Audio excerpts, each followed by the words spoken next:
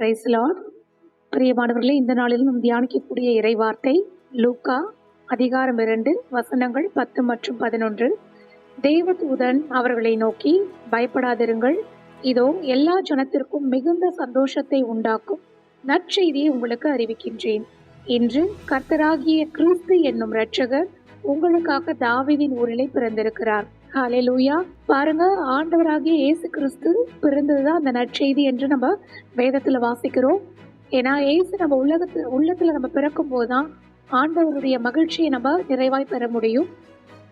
எங்களோட கல்லூரியிலும் ஒருத்தர் ஒரு சிறப்பு உரையாற்றினப்ப அந்த ஜாய், அதாவது மிகுந்த மகிழ்ச்சி, ஜாய்னாக்கா JOYன்னு சொல்லி வாசிக்கிறோம்.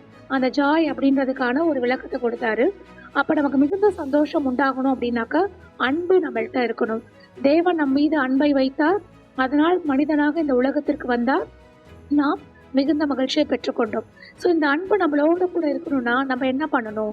அந்த ஜாய் நம்மள்கிட்ட இருக்கணும்னாக்க அதே அன்பை முதலாவது நாம் தேவனிடத்தில் செலுத்த வேண்டும். ஸோ அந்த J ஸ்டாண்ட்ஸ் ஃபார் ஜீசஸ் அப்படின்னு சொல்லிட்டு சொன்னாப்புல, அதே மாதிரி ஸோ அதை லவ் டுவர்ட்ஸ் அதர்ஸ். ஸோ நம்ம அந்த அன்பை மற்றவங்களுக்கு நம்ம கொடுக்குறப்ப அந்த மகிழ்ச்சி இன்னும் அதிகமாகும்.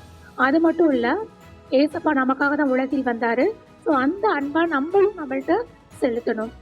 தட் இஸ் யூனாக்கா நம்மை குறிக்குது.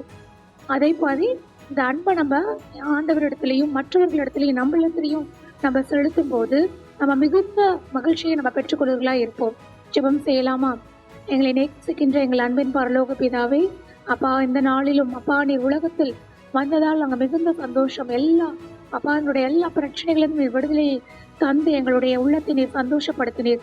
பாவத்திலிருந்து விடுதலை கொடுத்து எங்களை நீர் சந்தோஷப்படுத்தினீர் ராஜா. அப்பா, அதோ உண்மை போல நாங்களும் மற்றவர்களை அன்பு செய்ய அந்த சந்தோஷத்தை அனைவரோடும் கூட நாங்கள் பகிர்ந்து கொள்ள எங்களுக்கு உதவி செய்யுமாறு இந்த வேலையில எங்களை ஒப்புக் கொடுத்து ஜெபிக்கிறோம். இயேசுவின் நாமத்தில் ஜெபிக்கிறோம் எங்கள் ஜீவனுள்ள நல்ல பிதாவே, ஆமென்.